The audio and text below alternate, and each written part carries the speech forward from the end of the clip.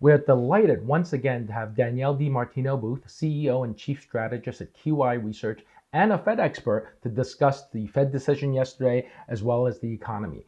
Danielle, it's so great to have you on again. And it's great to be with you again, Ty. Thank you for having me. So what I love about this is it's 24 hours later. The markets have had a little time to digest, the whole decision, probably the most important decision certainly of the year, if not longer. I would think. The stocks seem to like it. The dollar seems to like it. Bonds don't like it, or they're not horrified, but they don't really like it. So 24 hours, markets digested a little bit. You've probably given it some serious thought. What are some of your takeaways from everything, the whole decision and the press conference? Well, I mean, my biggest takeaway is really that we score one for integrity. The unified front was certainly unique in the current environment, in the current politically charged environment. I'm a huge advocate for Fed independence, and I think that of all of the markets in the world, that the Fed independence market was the one that won the most with yesterday's decision. But you're right. We've got a little bit of a buy the rumor, sell the news type situation going on in the bond market right now. We'll see how long that lasts. There's a lot of concern out there that seasonality is going to kick in and put upward pressure on inflation going forward over the next few months, and that could cause the Fed to step back once again from its easing stance. We'll have to see what happens. Well, just could you briefly what the seasonality? So can you just go over that in a little bit more detail for the next couple of months? I follow Trueflation very closely because it is a not seasonally adjusted metric. So you really do see what's happening in real time that is not adjusted by the statisticians or seasonality. It's at 2.23% right now. When they do seasonally adjust, for example, the retail sales data were seasonally adjusted. Had they not been seasonally adjusted, we would have actually seen a negative print. That was the largest seasonals we've ever seen for a retail sales print for the month of August. But we're going to have similar factors that are plugged in by statisticians that could put upward pressure that is not necessarily in the data in the inflation metrics going forward over the next few months. And that would certainly give the Fed pause about being any more aggressive in their easing stance. And it's very clear, at least in risky assets, that they're banking on a more aggressive Fed going forward. They're looking for that liquidity trade. Right. I want to go back to your comment about integrity, and I'd have to say that the one dissent was a surprise. Well, everyone knew Stephen Moran was going to, push for a big cut, and he wants 350 basis points cuts for the rest of the year. But Christopher Waller, who was accurate and early, and the earliest of the Fed, the FOMC seems to wave the warning flag about jobs. He didn't dissent. And would you even say that was almost a profile in courage? I mean, he's in the running for Fed chair. Did he just do himself a big disservice? The first comment that I read this morning in my Bloomberg chat was from a client who said, Christopher Waller's the probability in the betting market has only dropped from 30% to 22% of his becoming Fed chair. He's kind of still right there with some of the other front runners. And that probably is more reflective of Scott Bessent, Treasury Secretary Scott Bessent, having such a big influence on who is going to be ultimately nominated to replace Chair Powell in May. But no, it was that's a great characterization, Ty. It was a profile in courage. And we did see an individual whose his most recent public speech highlighted where his focus is for the job market. He is one of the most forward thinkers on the Federal Open Market Committee, on the Federal Reserve Board when it comes to the employment data. And he said, let's drill down to what is really driving the U.S. economy, and that would be job creation outside of the quote unquote recession-proof healthcare and education sectors. So when viewed through Governor Waller's prism, the United States hasn't created a single job net of healthcare and education in the private sector since April. And so Waller knew that the Fed should have been easing in May, in June, in July, and yet he did not dissent for a larger rate cut at the Fed meeting, which that's one heck of a profile in courage in my book. You hope that you get perhaps he gets rewarded for that, and not merely in in a book in the future. Profiles encouraged too by politicians or folks who who kind of sacrifice themselves, because he seems like a pretty steady hand on the tiller. And you want someone who he's an economist. I mean, Jay Powell is, I think quite unusual that he isn't an economist by training. I think he's really a lawyer, perhaps a private equity guy. I think he's done a reasonable job, not perfect, but I don't think he'll go down. Oh, he doesn't want to go down in history as Arthur Burns. Well, and I don't think he's going to go down in history as Arthur Burns. Rather, public outcry on behalf of Kevin Hassett is just one example that you would actually see a Bloomberg headline saying Kevin Hassett's peers fear that he's going to accept a nomination to become Fed chair, and that could be disastrous for his professional reputation. Because especially after Myron's dissent yesterday, and how low and conspicuous that dot was on the dot plot, calling for a year-end 2.8% Fed funds rate. If you're viewed as being kind of a political patsy, and I'll just say it, if you're viewed as being a political patsy, that's resume poison, and you'll never come back from that. And I think that is why Treasury Secretary Scott Bessent, I think that's why he's got his job cut out for him in finding somebody who will raise their hand and dare to be independent in the face of a president who clearly wants to meddle in monetary policy. That's right. That's right. There are a couple of things that Chair Powell said in the press conference that I thought were interesting. I just wanted you to expound on it a little bit. He said this was a risk management cut. And it seemed, awfully sort of technical or technocratic. I certainly have never heard a Fed chief say that. How do you read him saying this was a risk management cut? So as I peek at the yield on the 10-year, the bond market did not like that at all. It was, in layman's terms, it was an insurance cut. And so that is why the market is viewing the rate cut as being a hawkish rate cut. And when he's saying it's a risk management cut, that is a way of him backing into saying we are still fully data dependent. We are not on a predetermined path for interest rate cuts. There's no guarantee for October or December. We're just going to wait and see, how the dust falls on the data, and every single meeting is live. And again, I don't think the bond market liked that one bit. You're right. I looked at how the Fed funds futures were pricing cuts, and if you look at December, the overall 2 cuts in December by December is lower today than it was 24 hours ago, which is exactly to your point that the bond market, or most are like, this is a little hawkish. We weren't really happy about that. Another thing he mentioned, and I thought this was interesting, is he mentioned break-even growth had fallen, and I think he's referring to how many jobs we need to keep the unemployment rate from rising, and so it's fallen. Like, how much do you think it's fallen? I think I saw investment banks say somewhere between 32,000 and 82,000 jobs a month, and I'm like, wow, I could drive a Mack truck sideways through that spread. So how much do you think it's fallen? And where, how does that affect the Fed's thinking? The short answer is I don't know.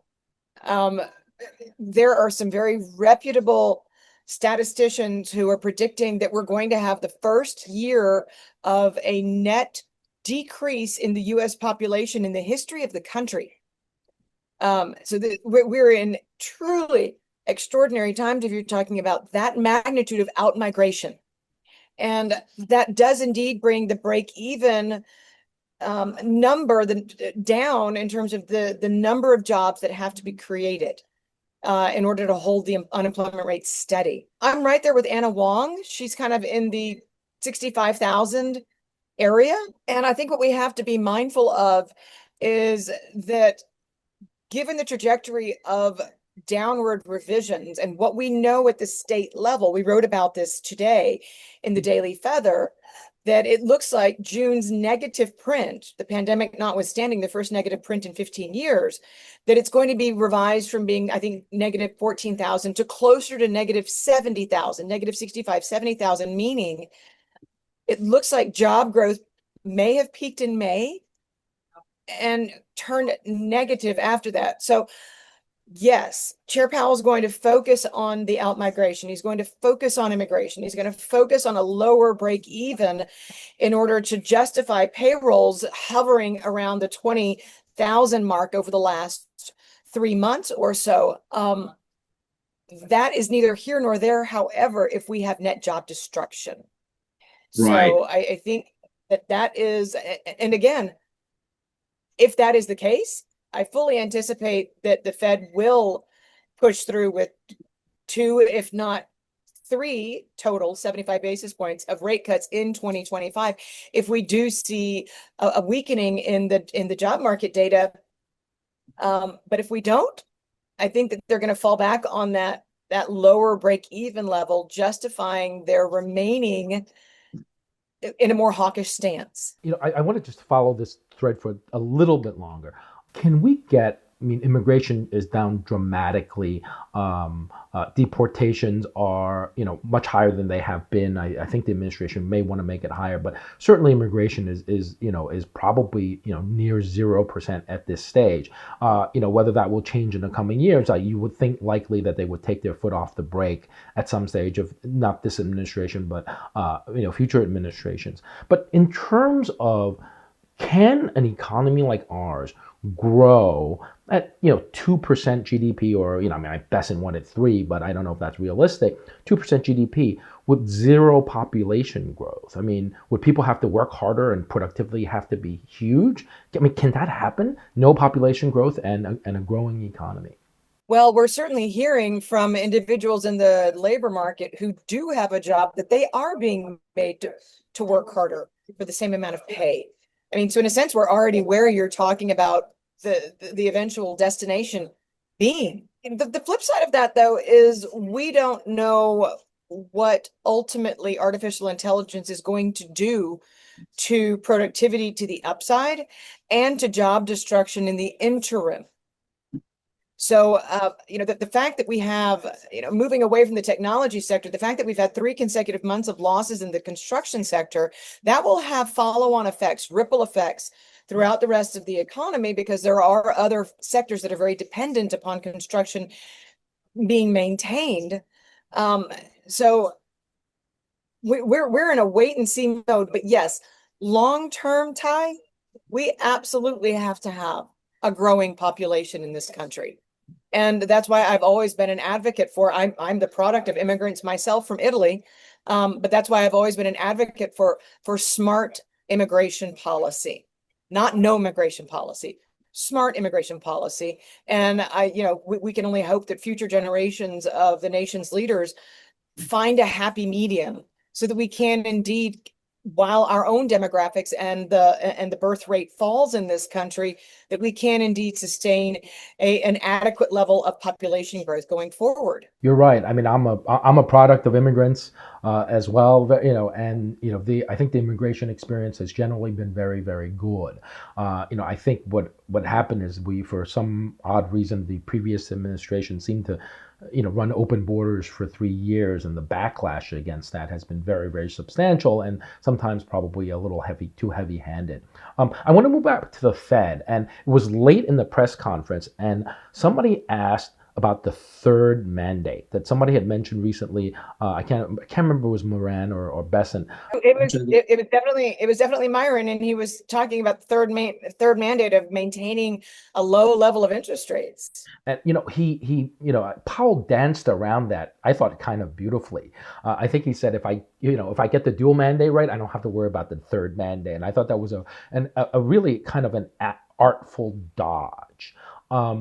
But that begs the question is, I mean, if he hadn't dodged it, I think if he said, yeah, I think about that, I think the bond market would be a lot less happy, a lot more unhappy today. There's a lot of folks who worry that ultimately, and it's a worry that people have talked about for a long time, and has not come to pass. Hopefully, it won't ever come to pass. But that the Fed intentionally monetizes U.S. government debt. Can you see, a Fed that would actually do that? And what would it take? Anything is possible, and we kind of have seen it because we saw it in the immediate aftermath of the pandemic when the Fed was blowing up its balance sheet, conducting quantitative easing on a massive scale, and was indeed kind of subject to a leveraged buyout by the U.S. Treasury Department because the Fed was monetizing debt when in the beginning of more than $15 trillion of increase in our debt was incurred at the beginning of the pandemic. And by the way, because the transmission mechanism at the time of monetary policy went around the banking system, took the banking system out of the transmission mechanism of monetary policy. Normally, if you lower interest rates and you're a monetary policymaker, you're saying, okay, I'm going to make the cost to borrow lower, and therefore the banks are going to make borrowing cheaper. But they're the conduit. In the case of the pandemic, we handed money directly to individuals. This was Ben Bernanke's famous helicopter money scenario. And when you directly deposit cash into bank accounts, when you monetize the debt and you hand cash to individuals, then you get inflation of darn near 10%, which we did. We got it in spades. We got it in spades. So we took monetizing the debt on a test run, and the car crashed. There's a writer that I read, and I think he had a very good distinction. He said the difference between quantitative easing and debt monetization is purely intention. He argued that quantitative easing was, perhaps it wasn't needed to the extent that it was, but it was sort of an emergency. We've never had to shut down an economy, and we've got to make sure people can eat. So that the intent wasn't so much to monetize it. That was, as you so well put, Ben Bernanke's famous helicopter drop. But there seems to be a lot of concern, and you look at the long end of not just our bond market, but everybody else's bond market. There seems to be a real undercurrent of fear about that's growing in the markets, and you see long end rates higher now when short end rates are much substantially lower than it was a year ago. Well, Ty, I mean, you're kind of tiptoeing into the idea of politics here, and the idea that 48.5% of US voters are millennials or Gen Z, and that therefore they have sway at the polls. And if in the current environment, remember, 50% of spending is attributable to the top 10% of earners, that makes for a very unsatisfactory income backdrop for the other 90% of Americans. And to the extent that voters decide that they want change once again, and that they would rather have money handed to them, and more of a socialist type of, and by the way, it's happening in pockets of the United States. Gee, where are we sitting? Where am I sitting? At the New York Stock Exchange. It's happening right here in New York City. To the extent that voters say we want the government to pay for us to live, you could very easily get to a place where the Fed wouldn't even be relevant. It would just effectively be a monetizing entity. And boy, would we have high interest rates. We would have really high interest rates. Don't whisper that to the bond market. I know that they're a little tender perhaps right now. I read The Feather, every day, usually the first thing I read, and it usually puts me in kind of a down mood because, your calls have been great. The job situation is parlous at the very least. And you mentioned today that the state jolts are showing that we may have started to lose jobs in June. and I don't use this word lightly, but it feels that, from anecdotally from what I'm seeing in the job market, certainly from the fabulous data that you provide, that there is, a kind of a malaise in the U.S. economy. People and companies, most importantly, are not spending. They're not hiring. They seem locked in place. We saw, housing starts and building permits, pretty bad yesterday. And the comparison that really gets me is when you guys you show chart after chart, day after day, week after week, that we are seeing conditions about the same level they were in the Great Recession, which was a huge, which was, we take out the pandemic, that was just an externality in some ways, but since the Great Recession. So, it seems like in a case like that, it may take more than, 25 or 50 or 100 basis points of cuts to really get businesses happy and wanting to invest again. What do you think? I mean, are we actually in a deeper rut, at least mentally, American business than people realize? Ty, we definitely are. There are very few indicators that we track outside of initial jobless claims. Initial jobless claims are kind of the only flag out there that says things aren't that bad. Despite this, we're still in a fourth up wave in initial jobless claims. We still have almost 2 million people who are continuing jobless claimants. But no, the only reason recession is not recognized more broadly, given the almost blanket evidence thereof, is because the top 10% account for 50% of consumption. So if it wasn't for the stock market and where it is, this economy would be in a much, much, much different place. But to your point, if you're not part of that top 10%, you're not happy. You're having trouble making ends meet. You look at the cost to send your kids to college and you say, are you kidding me? You see that your grocery bill is still higher today than it was 5 years ago. You can't afford to buy things that you want because you only have enough money to buy what you need. So there is a massive disconnect between the top 10% and the rest of the US economy. And unfortunately, especially given where I am down here on Wall Street doesn't give a fig about the other 90%. It's flyover land, literally, is the way they think about it in some ways. Yeah. Yes, that's absolutely right. So as long as the net worth is locked in, even if it's paper gains, then there is no recession as far as that top 10%, a good chunk of which occupies Wall Street, is concerned. And by the way, the same goes for Fed policymakers, because it's the economists on the street who tell them that financial conditions are easy and that therefore monetary policy is not restrictive.